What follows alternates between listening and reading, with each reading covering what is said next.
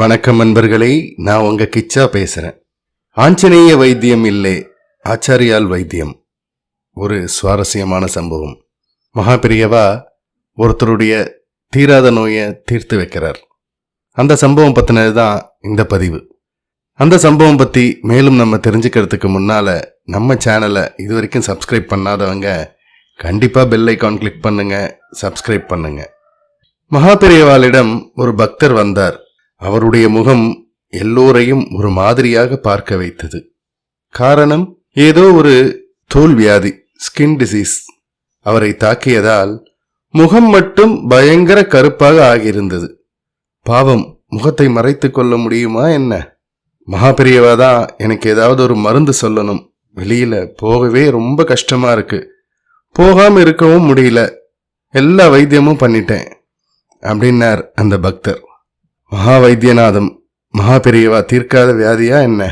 பக்தரை பார்த்து, உங்க ஆத்து பக்கத்துல ஆஞ்சநேயர் கோயிலோ சன்னதியோ இருக்கோ அப்படின்னு கேட்டார். பக்தரும் இருக்கு மகாபெரியவா அப்படின்னார். பெருமாள் கோயில்ல ஆஞ்சநேயர் சன்னதி இருக்கு அப்படின்னார்.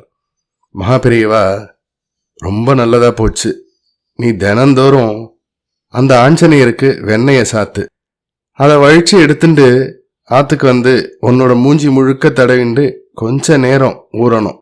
அப்புறமா அதை சோப்புலாம் போட்டு அலம்பாம ஒரு துணியால நல்லா தொடச்சுக்கோ, பண்றியா அப்படின்னு கேட்டார்.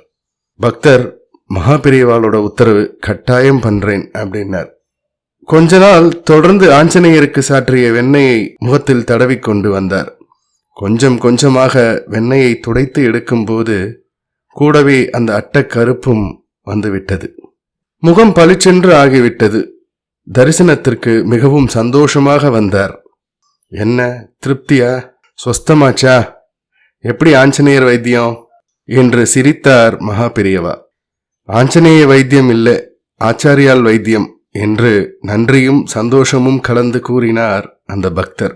இரண்டுமே சத்தியம்தான், ஒன்றுதானே. ஜெய ஜெய சங்கர ஹர ஹர சங்கர.